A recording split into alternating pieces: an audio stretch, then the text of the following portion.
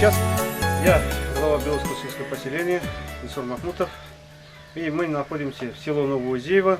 Вблизи у нас только чувашские деревни, только единственное село Новоузеево, это татары здесь живут. Но есть версия, что такова, что когда-то когда во время крещения убегали или спрятались около Чуваш, чтобы сохранить свою религию, веру, татары. И поэтому они вблизи 17 километров ни одного татарской деревни рядом нету. Все чуваши.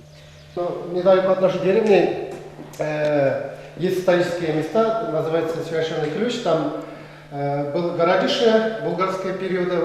Во время монгольского нашествия этот городок разгромили монголы.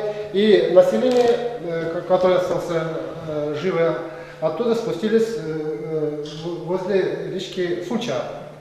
Этот первый житель, по легенде уже называется Кисабабай. У него было 5 детей, они расположились в этом месте. От этого у нас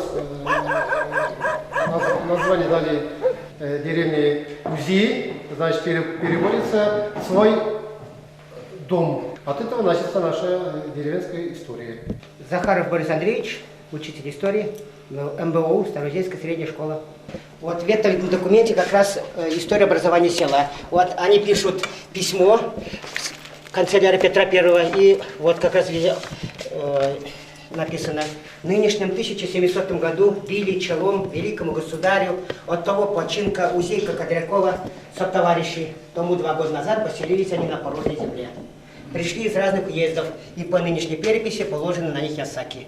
И те ясаки казну государеву велено платить им, и владеть той землею по межам и урочищам.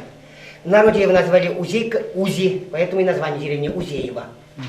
Не могу утверждать, что Узейка Кадряков был татарином или чувашем, потому что в документе говорится, что это татарин Узейка Кадряков, но, тем не менее, в старину и некрещенных чуваш тоже называли татаринами. Татары хорошо разговаривают по-чувашски, а чуваши по-татарски.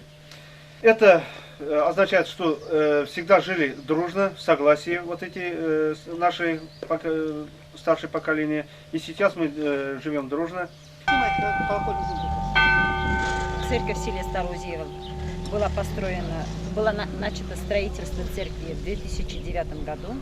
За 1 год, в 2010 году уже эта церковь начала действовать.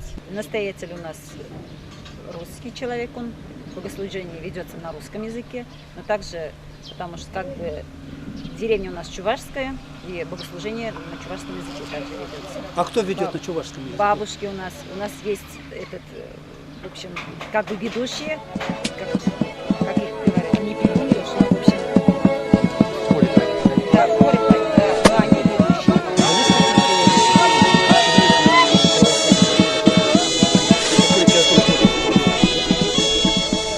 Единственный, который сейчас в районе остался, действующий, и действовал, и никогда не закрывался с 2011 года. И сейчас тоже действует.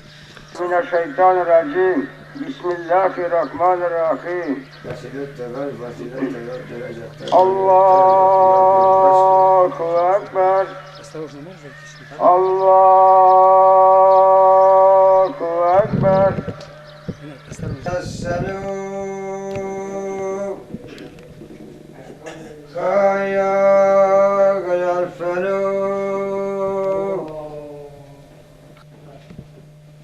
У нас действительно население сейчас, можно сказать, даже стареет, в связи с тем, что у нас место работы здесь остается только школа, бюджетные организации, так скажем.